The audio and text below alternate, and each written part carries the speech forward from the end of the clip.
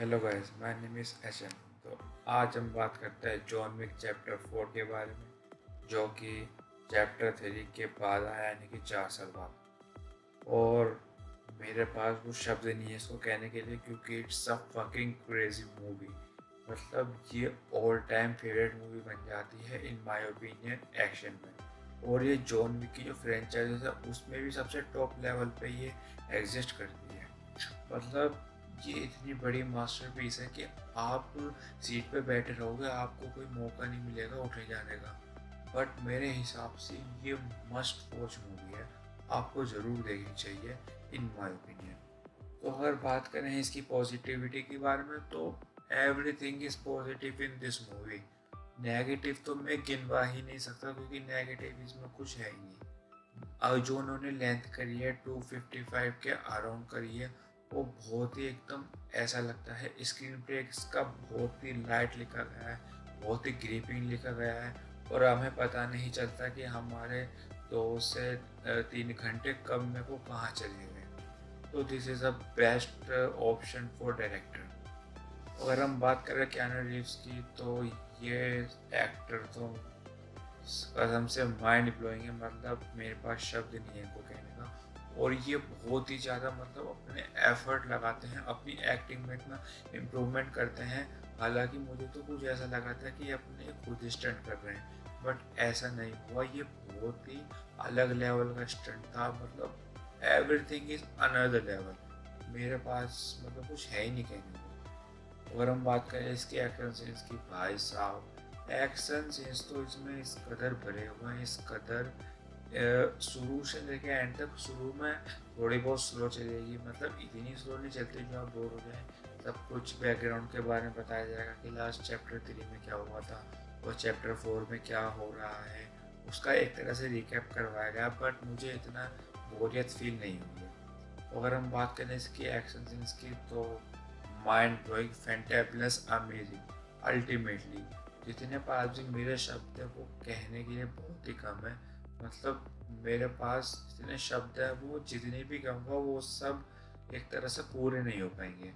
और action scenes तो interval से पहले मिड में एक एक्शन सीन है जो 20 मिनट, आई थिंक 25 मिनट्स तक ये मतलब रेगुलर चल रहा है। वो एक कट भी है उसमें, बट वो कट लगता नहीं है, ऐसा लगता है कि कोई हम मूवी ही एक टेक में देख रहे हैं। तो this is a best direction of this movie.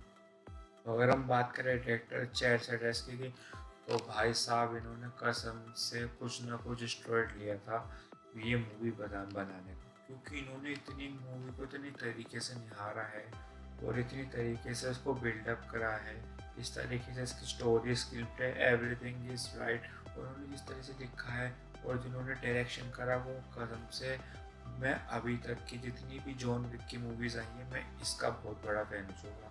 और मैं हालांकि दोबारा दीवार हो सकता है 14 बार भी जाऊँ, बट मुझे अभी तक मेरा मन नहीं भरा। अगर हम टाइमिंग को, मैंने आपको बता ही दिया है कि इसकी 255 और 3 आवर्स के अराउंड होगी। अगर हम बात करें इसकी फ्रेंचाइज की, तो मेरे हिसाब से ये this movie it's whole fucking new for John Wick franchises. क्योंकि ये जॉन विक की एक पीक बन जाती है, और ये जॉन विक की तरह मतलब रहती भी है और नहीं भी। जैसा हमने 2014 में देखा था फर्स्ट पार्ट आया था, 17 में देखा था सेकंड, एंड 19 में देखा था और वो सेकंड जॉन विक चैप्टर 3 आया था। बट ये जो चैप्टर 4 आया ना, सबसे अलग, सबसे परे है।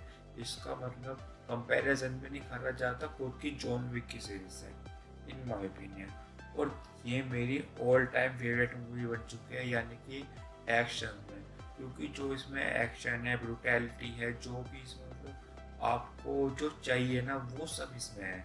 आप कभी भी बोरियत फील नहीं करोगे, इन माय ओपिनियन। मैं आपको एक गारंटी के साथ बोल रहा हूँ। फर्स्ट हाफ की बात करें, एक इसमें 20 मिनट्स का, मैंने आपको जैसे भी बताया कि इसका 20 मिनट्स का एक सीक्वेंस है जो चलता रहता है। और हमें इतना फाइट में मज़ा आता है। एक तो यूनिक टाइप की फाइट, मतलब चैप्टर 3 से थोड़ी बहुत रिलेटेड ली गई है, but it's a huge fucking fight scene. और अगर हम इंटरवल की बात की, यानी क्लाइमैक्स की बात करें, तो भाई साहब क्या था सर, आपने क्या बना दिया है डायरेक्टर साहब ने, चैट सेटर्स्की ने क्या बनाया, मतलब हैट्स ऑफ है मेरे लिए तो। क्योंकि जो उनके 30 मिनट्स का फाइटिंग सीक्वेंस है उसको मनाने में, उसको ग्रीपिंग करने में, उसको हर चीज़ को निहारने में इन्होंने इतनी मेहनत करी है। पता नहीं ये क्या भूख के बैठे थे कि जो इन्होंने इतना अच्छा, इतना वेल मेंटेन बिल्डअप करा है। कसम से मेरा तो दिमाग बिल्कुल हिल चुका था, और मेरा बिल्कुल भी अभी मन नहीं भरा इस मूवी में। मैं और बार देखने जाऊँगा, 2-3 बार। आई मैक्स में तो ज़रूर जाना है वो। और अगर हम बात करें इसके, यानी कि इसमें बहुत सारे ऐसे सिंगल टेक है जो आज तक किसी भी मूवी में ऐसे सिंगल टेक नहीं है। जैसे कि एक स्टेयर्स का सीन आता है, कैमरा स्टेयर्स पे रहता है, उसके बाद वो चलता चलता ऊपर चला जाता है, और वो जो 1.5 से 2 मिनट का सिंगल टेक है, कसम से एकदम लाजवाब, इनक्रेडिबल है। मतलब बहुत ही यूनिक लेवल का है वो, इन माय ओपिनियन। और कुछ टेक्स भी हैं इसमें, मतलब वो थोड़े कम सेकंड्स के हैं, बट वो भी बहुत अच्छे कोरियोग्राफी करी गई है एक्शन की। और अगर हम बात करें डायरेक्शन की, तो मैंने आपको बता दिया है कि डायरेक्शन का कितना लाजवाब है। मतलब हेड्स ऑफ। स्क्रीन प्ले भी बहुत टाइट लिखा गया है, क्योंकि स्क्रीन प्ले कभी भी कहीं भी बोर नहीं करता हमें। और इसकी जो सिनेमाटोग्राफी वो एक और पीक है इसकी, यानी कि एक तरह से जैसे सूरज निकलता है इन एंड, स्पॉइलर हो जाएगा, ज़्यादा नहीं दूंगा, बट ये बहुत ही सिनेमाटोग्राफी एकदम हाई लेवल की है। और राइटिंग तो इसकी ऐसी लिखी गई है जैसे कि मतलब ये हो ही रहा है और होता ही जा रहा है। कुछ भी इसमें मतलब कियानू रीव्स ऐसा मुझे नहीं लगा कि इन्होंने राइटिंग भी या स्क्रिप्ट भी पढ़ी होगी, इन्होंने सीधा मूवी साइन करी और कर दी। तो इसलिए मेरे हिसाब से तो राइटिंग एकदम लाजवाब, हो तो हर चीज़ इसमें लाजवाब। तो अगर हम बात करें मूवी की, मूवी बहुत अच्छी है, और आपको ज़रूर देखनी चाहिए मूवी, क्योंकि ऐसी मूवीज़ साल में या कई दशक में एक बार आती है।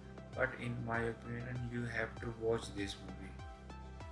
तो बस अगर हम बात करें रेटिंग की, तो मासेस रेटिंग वही दे जाती है 4.5 आउट ऑफ 5 की स्टार। क्रिटिक रेटिंग्स भी 5 आउट ऑफ 5 की। और मेरी रेटिंग्स भी बहुत दिनों बाद इस पे आई है, यानी कि 5 आउट ऑफ 5 की। तो मतलब मैं अभी तक बोर नहीं हुआ हूँ, बट मैं कोशिश करूँगा और दोबारा। So that's it, hope you like this video. If you like this video, please like, comment, share and subscribe. Thank you very much.